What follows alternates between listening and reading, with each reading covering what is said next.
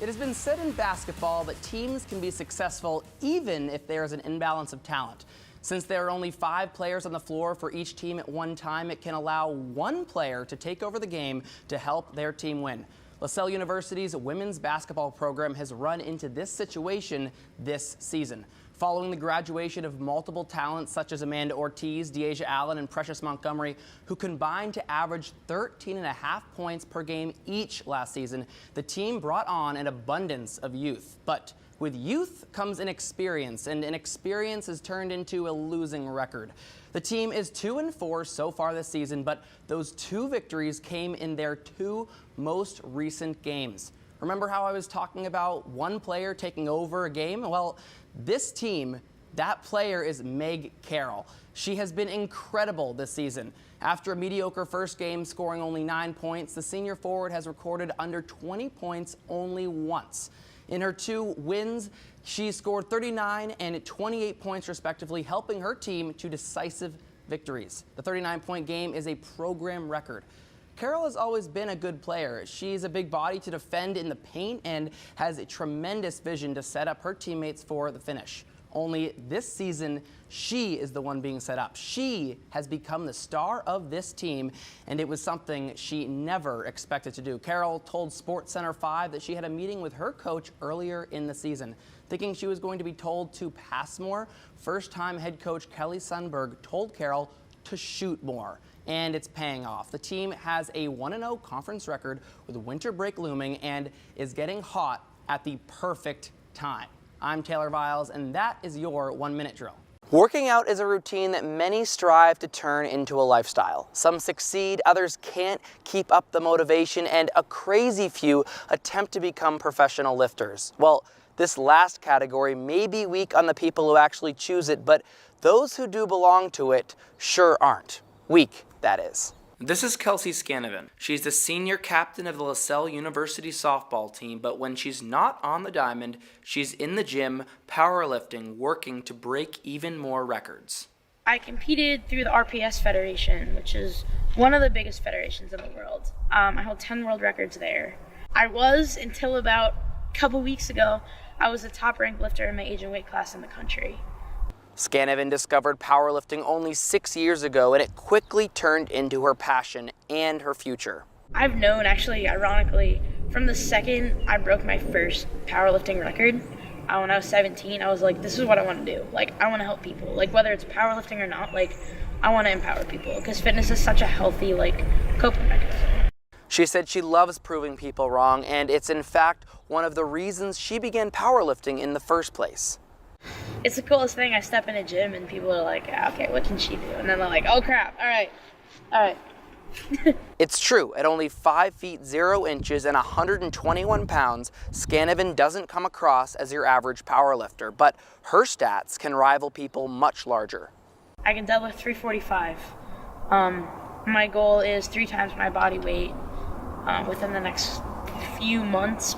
Powerlifting has given Scanovan confidence in herself and shown her a purpose for her life, something that she hopes can continue for a very long time. Lifting is the one thing that like makes me feel proud of something, and like being able to like coach people and like share that kind of confidence with them is awesome. So long story short, heck yeah. I'm in this for the long run. I want to be that grandma, that like 90-year-old that steps on the platform and just like smashes weights. Although powerlifting continues to be a driving force for Scanovan, her love of softball has not diminished ever since she was a little kid throwing around the ball in the backyard with her dad. Being with my team, playing the sport that I love, like it's just being on the field just gives me an awesome feeling. She even gave up a huge powerlifting event just to spend the weekend playing in a scrimmage with her team, but she didn't get any game time. This is something Scanovan has struggled with throughout college, but she also understands her role on the team. I think that there's 2 ways you can handle it. You can sit there and complain about not playing and not do anything about it, or you can work at what you're weak at and get better. And like, I'm not giving up. I'm going to do everything it takes to get out there. I just think keeping everybody in the right headspace, keeping everybody motivated. What I do a lot is like I pull people aside and I talk to them. I make sure everybody's feeling okay. In terms of her powerlifting dreams, Scanoven is ready to continue her passion past college, but already considers herself a professional. I am a nationally ranked lifter. In the most humble way possible, I'm saying this, but I would like to think I'm past the amateur stage. Scanoven made a point to mention that if you do want to follow in her footsteps, know that powerlifting is a full-time job. She says she wakes up between 4 and 7 every morning to lift for 1.5 to 2 hours before heading off to softball practice. I, on the other hand, will stick to reporting. For LCTV, I'm Taylor Viles. Back here at the LaSalle University Athletic Center, Lasers with a 6-point deficit to the 6th ranked team in the nation, St. Joseph's of Connecticut Blue Jays. They have the ball right here. As the thunderous three-pointer from Armando Marinas to finish off right there. He takes a seat on the bench, much deserved rest, and 6'6" Liam Jacobs will step into this game, and a blocking foul. Oh, I don't think LaSalle is going to like that very much. Hitting the deck hard is Vanderhorst. That's right, though. This St. Joseph's team is tall, Josh. The average height of this team, 6 feet 2 inches. LaSalle on the flip side, just 5'10". Yeah, I mean, it's showing so far. So far, LaSalle has been dominating the rebound margin. But you know, to win this game, you have to match them shot for shot. You can't allow that rebound to happen. You got to come away with it somehow. But I was thinking that we'd see Liam Jacobs in this game, as he's one of the taller Lasers on this team. It's incredible. St. Joseph's has 4 inches average on LaSalle. We also see Kareem Bell-Hochet checking into this game. This is a rare not start for him, but nonetheless, I'm sure he'll see a lot more playing time. I'm sure his height also has a factor with that right there. J.C. Martin inbounds. Oh, and it looks like he inbounded, not inbounds. LaSalle ball.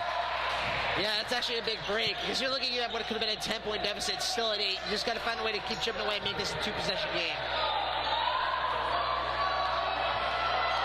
LaSalle head coach Aaron Goleta, very animated over there on the bench, knows any call could be make or break this basketball game. Bell-Hochet drops it for Day. Lasers playing a good transition game right here. Day drives in 1-on-2, gives it to Jacobs. His short shot hits. Liam Jacobs with his first 2 points of this contest. LaSalle back to within 6. Jalen Samuels, J.C. Martin. Martin directing traffic at the top. Martin, Shalen, that is. And Mitchell drives, but hands it off, and that basket will fall off the hands of Lucius Britton. Fortunately for Day right there, this is a really too big of a mismatch. They needed help on defense. Oh, big miss there from Vanderhorst, but he gets his board, gives it to Bell-Hochet, and over to Merrick Warren, who gives it to Day for a 3-look, and he hits! E.J. Day. Don't let him get hot from beyond the arc. He's money all the time. Shalen Martin. Backing up on it is Britton, and he'll miss. Day. Demerick Warren wide open from the corner, no good. He gets it again.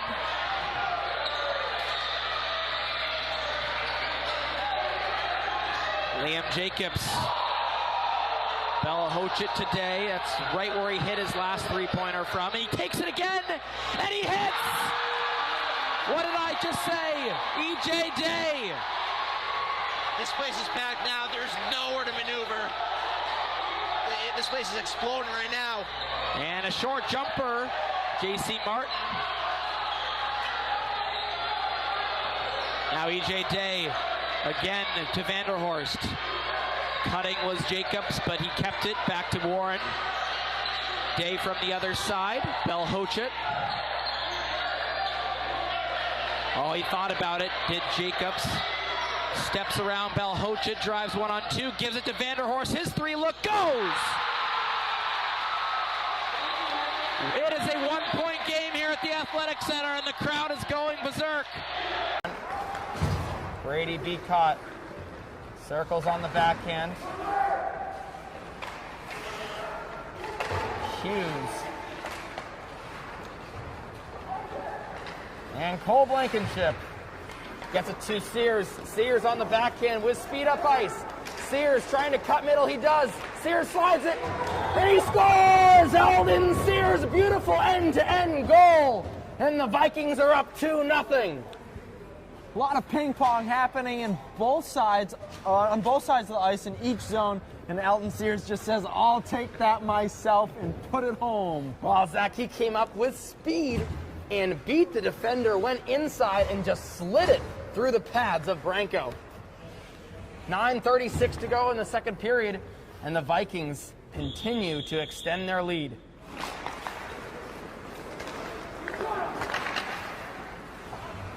August Vincent on the backhand, defended by Pollock. Spencer, wrist shot, big save, kick save, and out. What a save by Riker King. And another save by King as it was slid center. Beautiful opportunity for the Bulldogs to score again, but King is outstanding. Penalty coming up on the Bulldogs. Holy camole, Zach, what did we just see there? About 1 million great saves by King, diving from left to right, from right to left. I don't know how he's able to keep all those pucks out of the net. There was a kick save, another one. I don't even think he knew where the puck was. He was just in good positioning, and it hit him. And he gives us a little wave. And LaTulip drew the penalty at his own offensive blue line. As the Vikings should get a huge boost of energy from that slew of events. King stops the puck for Eldridge. Wow, what a hockey game we got going here.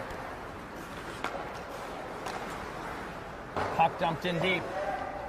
Taylor, that's got to be a frustrating sequence if you're a Bulldogs player there. Not able to put the puck in when it looked like you almost had 2 for sure goals. Sears takes the pass from Lovendale. Sears takes the space, takes his time. Out to Eldridge. Blankenship. Oh, fans on the pass, but somehow gets it to Lovendale. LaTulip. Sears. Back to LaTulip. LaTulip. And Blankenship. Cross to Eldridge. Sears. And big save by Branko out in front. And another premature whistle there. We've seen that 2, maybe 3 times tonight. The puck has not been covered, and the whistle has been blown as soon as the puck has kind of gotten stuck in the goalie's pads. The play's not over, Taylor. That was a fantastic sequence by the Vikings there. They set up the puck real nice in the offensive zone on their power play, and they'll look to do it again. Sears with the puck on the sidewall. Sears. Lovendale. Back to Sears. Sears, Lovendale looks to go middle. Big save by Branko again.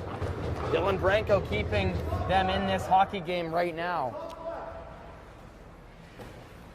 It looks like Coach Rich Valakevich has paid attention to detail in practice on the power play. We're seeing a much improved power play and great zone time and great passing from the Vikings. Sears backhands it to Eldridge. Eldridge gives it up at the red line. Eldridge, and they just decide to dump it in, although they had a potential 2-on-1 brewing. Alec Marsden. LaTulip gloves it down. 15 seconds to go on this minor penalty for tripping. Blankenship. Lovendale kicks it too far forward, but Sears collects the blue line. Sears.